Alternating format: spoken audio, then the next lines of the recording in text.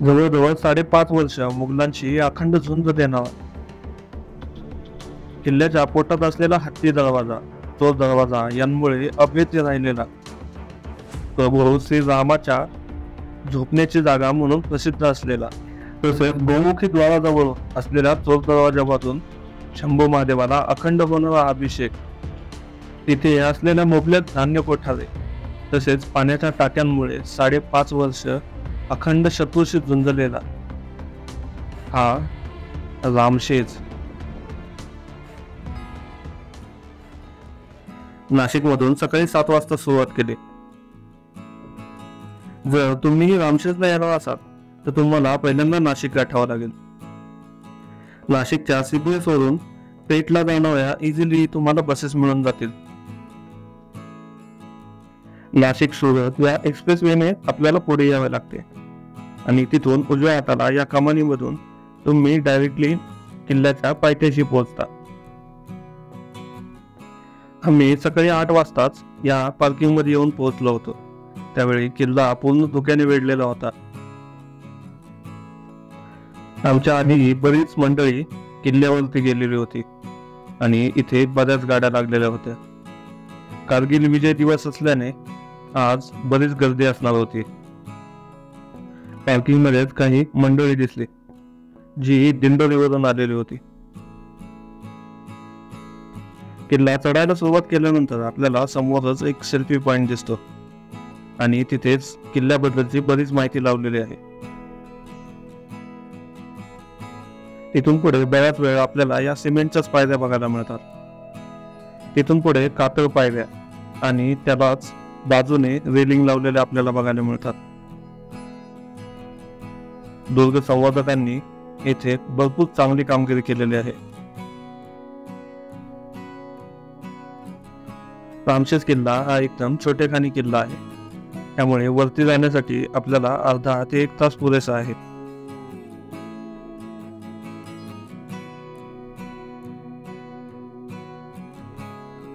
किल्ल्यावरती चढताना आपल्याला हा पॅच थोडासा अवघड वाटू शकतो.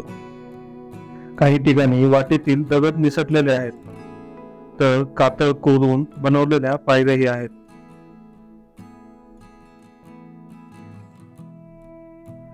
किल्ल्यावर शनिवार आणि रविवार बरीच गर्दी असते. नाशिक पासून एकदम जवळचा किल्ला हा रामशेजच आहे आणि अर्ध्या तासाच्या चढाईनंतर आपण राम मंदिराच्या जवळ येऊन पोहोचलो होतो. बऱ्याच लोकांना अपरिचित असलेला एक शिलालेखही येथेच कोरलेला आहे. मंदिराच्या मागच्या बाजूला हा शिलालेख कोरलेला बघायला मिळतो.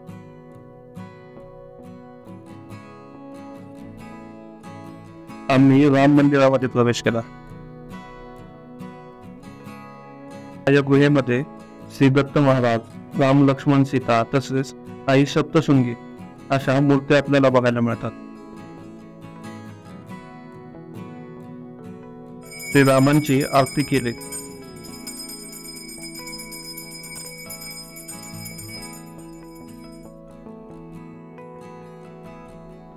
आणि मंदिराच्याच डाव्या बाजूला आपल्याला एक पाण्याचं टाकं जे मंदिराच्या खालील भागात कोरलेलं दिसतं आणि त्यामध्ये 12ही महिने पिण्याचे पाणी अवेलेबल असते आणि या पाण्याची चव ही एकदम अप्रतिम आहे.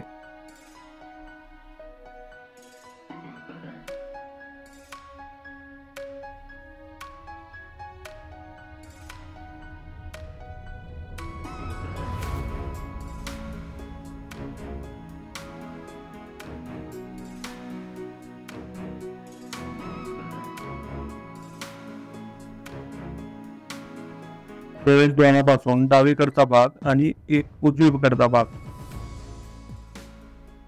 डावीकडील बाजूस फक्त टाकी वगैरे आपल्याला बघायला मिळतात, पण किल्ल्यावरचा उजवीकडचा भाग खरे तर मुख्य भाग आहे.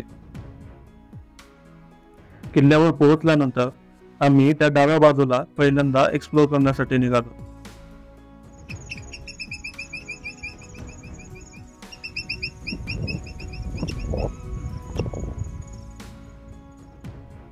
तो आवाज ऐकला आणि पुढे एका मोठ्या टाक्याजवळ येऊन पोहोचलो. टाकीच्या बाजूलाच खांब ठेवण्यासाठी जागा होती, म्हणजे ही टाकी पिण्याच्या पाण्याचीच असावी. संपूर्ण परिसर धुक्याने भरलेला होता आणि या धुक्याचा लपंडाव अखंडपणे सुरू होता.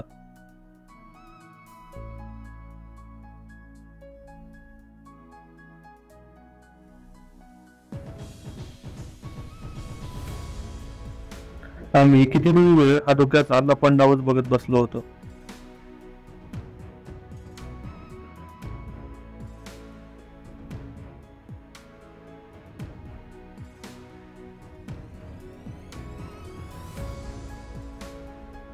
किल्ल्याची डावी बाजू बघून आम्ही त्या प्रवेशद्वारासमोर पोहोचलो आणि त्याच्या समोर असलेलं हे धान्य कोठार, कातळ खोदून बनवलेलं हे धान्य कोठार, जिथे दारुगोळ्याही साठवलं जात असेल.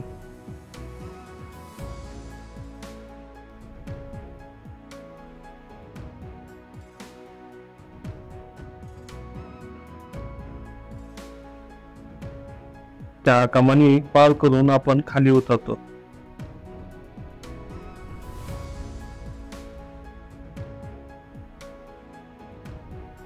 आणि त्याच्याच अलीकडे आतमध्ये कातळाच्या या पोटामध्ये हे धान्य कोठार आहेत.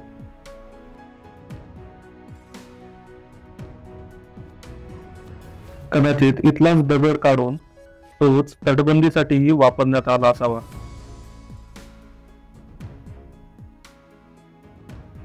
हे धान्य कोठार म्हणजे रामशेजवरील पहिलं प्रमुख आकर्षण म्हणावं लागेल. ते पाहून बाहेर आलो. आपल्याला इकडे भवानी मातेचे मंदिर, तर इकडे हत्ती दरवाजा बघायला मिळतो आणि या दोन्हींच्या मध्ये हा असलेला चुन्याचा घाणा आणि त्यांना बगल देत आम्ही तिथून पुढे भवानी मातेच्या मंदिराकडे निघालो. खरे तर किल्ल्याची ही उजवी बाजू मेन म्हणावी लागेल, कारण इकडे भवानी मातेचे मंदिर, शिवरायांची मूर्ती तसेच चोर दरवाजाही आहे.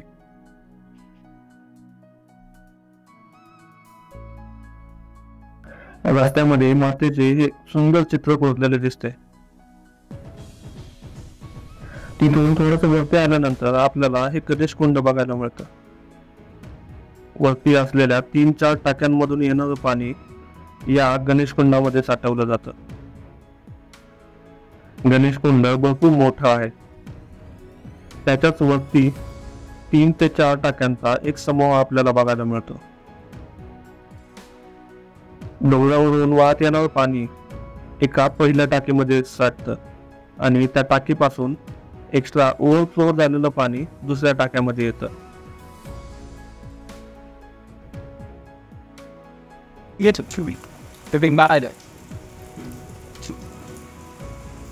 भवानी मातेचं मंदिर आहे. भवानी मातेची एकदम सुंदर प्रतिमा आहे. मस्त जगदंब जगदंब. पावसाचा जोर कसा वाढलेला होता, त्यामुळे भवानी मातेच्या मंदिरामध्येच आम्ही मॅगीचा बेत हाकला होता. खरे तर नवीन घेतलेल्या स्टोरचे आज उद्घाटन झाले होते. ओके का कार्यक्रम एकदम जबरदस्त. पाऊस आता थोडासा उघडला होता, त्यामुळे शिवरायांच्या त्या प्रतिमेचे दर्शन घेण्यासाठी आम्ही चौथऱ्यावर आलो. पाऊस कमी झाला असला तरी वाऱ्याचा वेग प्रचंड होता. शिवरायांची शिवसंस्कृती फ्रेंड सर्कलने बसवलेली ही मूर्ती अगदी रेखीव आणि सुंदर होती.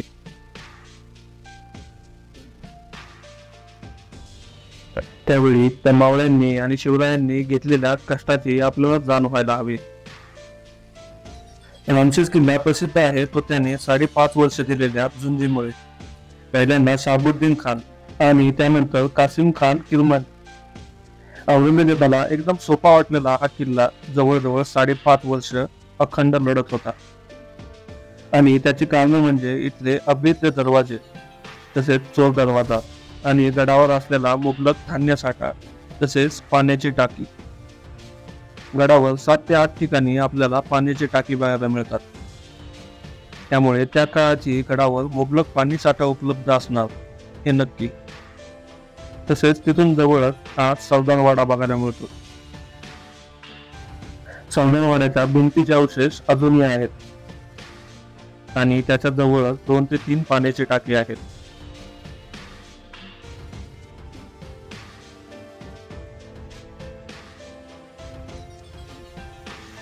किल्ल्याच्या उत्तरेकडे बाजूला एक पाण्याची टाकी आपल्याला बघायला मिळतात आणि तिथूनच एक जुना मार्गही आहे. एका कम्युनिटीने तो मार्गही एक्सप्लोर केला होता. किल्ल्याच्या उत्तरेकडे असलेली ही पाण्याची टाकी भरपूर मोठी आहे आणि तितकीच ती खोलही आहेत. ती टाकी बघितली आणि किल्ल्याच्या दक्षिणेकडे जाताना रस्त्यात एक साळुंकीचं पिल्लू बघायला मिळालं. घरट्यातून उडण्याचा प्रयत्न करताना ते खाली पडलं असावं. त्याला एका सुरक्षित स्थळी ठेवलं आणि आम्ही तिथून पुढे निघालो. आम्ही आता त्या चोरखिंडीजवळ येऊन पोहोचलो होतो. त्याच्याच अलीकडे आणखी एक टाक्यांचा समूह आपल्याला बघायला मिळतो. किल्ल्यावर जवळजवळ 7 ते 8 ठिकाणी आपल्याला अशीच टाकी बघायला मिळतात. ती टाकी बघून आम्ही थोडस पुढे आलो आणि तिथेच आपल्याला ही चोरखिंड दिसते. लांबून हा दरवाजा असेल असं इमॅजिन पण होत नाही. त्या चोर दरवाजामधून आम्ही खाली उतरायला सुरुवात केली. हा म्हणजे त्या काळच्या वास्तुकलेचा तसेच युद्धनीतीचा एक उत्कृष्ट नमुना म्हणावा लागेल. कारण त्या चोर दरवाजामधून पुढे आल्यानंतर समोरच आपल्याला एक अखंड कातळ बघायला मिळतो. म्हणजेच लांबून बघितल्यानंतर इथे असा एखादा दरवाजा असेल असा कोणी विचारही करू शकणार नाही. खरे तर किल्ल्याला ज्यावेळी वेढा पडला होता त्यावेळी याच दरवाजाने ये जा होत असेल. तसेच काही माहिती पाठवण्याचं तसेच रसद पुरवण्याचं काम ही येथूनच होत असेल. माणूस जोपर्यंत जवळ जात नाही तोपर्यंत आपल्याला हा चोर दरवाजा नजरेस पडत नाही. आणि काही दूरसंवर्धक संस्थांनी आता तिथे दरवाजाही बसवला आहे. तो चोर दरवाजा बघितला आणि पुन्हा भवानी मातेच्या मंदिरापासून आम्ही किल्ल्याच्या प्रवेशद्वाराजवळ आलो. आणि आता बघायचा शिल्लक होता तो म्हणजे हत्ती दरवाजा. अखंड कातळ करून बनवलेला हा हत्ती दरवाजा म्हणजे त्यावेळेच्या वास्तुकलेचं एक प्रतीकच मानावं लागेल. त्यावेळी गोमुख द्वार बनवण्याची पद्धत प्रचलित होती, ज्यामुळे आपले महाद्वार शत्रूला दिसू नये आणि त्यावर त्यांना हल्ला करता येऊ नये.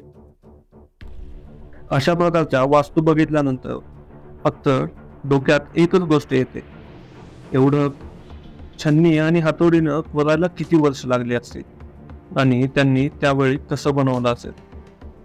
कातळ वरतून खाली कोरत जाताना प्रत्येक छोट्या छोट्या डिटेल्स त्यांनी कशा बनवल्या असतील.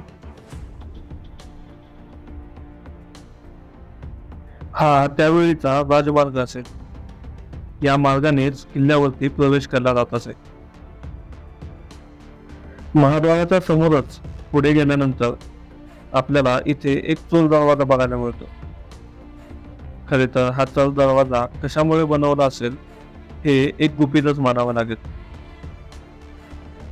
तिथून खाली उतरण्यासाठी 5 ते 6 पायऱ्या बनवलेल्या आहेत आणि या पायऱ्यांवरून सतत पाण्याचा एक प्रवाह वाहत असतो, जो प्रवाह डायरेक्टली त्याच्या खाली असलेल्या एका गुहेमधील शिवलिंगावर अभिषेक करतोय. खरे तर याला वास्तुकलेचा एक अप्रतिम असा नमुना म्हणावा लागेल. राम मंदिरापासून सरळ थोडस पुढे आल्यानंतर आपल्याला ही शंभू महादेवाची गुफा बघायला मिळते.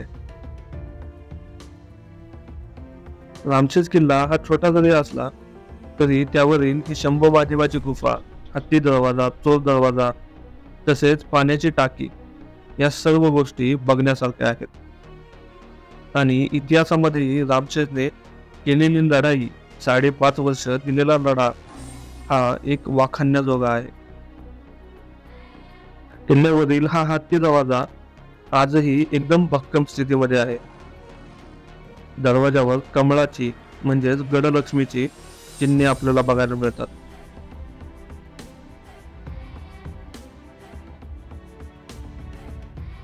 किल्ला बघून झाला होता. किल्ल्याच्या प्रवेशद्वाराजवळ माघारी आलो. हळूहळू आता दुकान उघडत होतं आणि खालचा संपूर्ण परिसर दिसत होता. त्या सर्वांचा आनंद घेतला आणि आता गड उतरायला सुरुवात केली. राम मंदिराच्या थोडस पुढे गेल्यानंतर आपल्याला ती शंभू महादेवाची गुफा बघायला मिळते, जिथे पाण्याचा अखंड अभिषेक सुरू असतो. हत्ती दरवाजामधून त्या चोर दरवाजामधून पडणारे पाणी त्या शंभू महादेवावर अखंड अभिषेक करत असते. तिथून थोडस पाणी घेतलं आणि त्याच पाण्याचा महादेवाच्या पिंडीवर अभिषेक केला.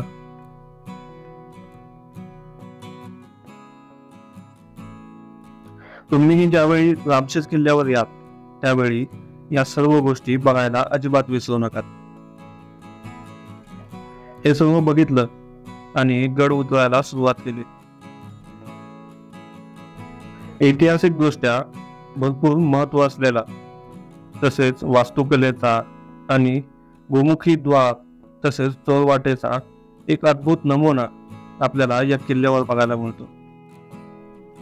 चला तर मग आजचा ब्लॉग तुम्हाला कसा वाटला हे मला कमेंट करून सांगायला अजिबात विसरू नका.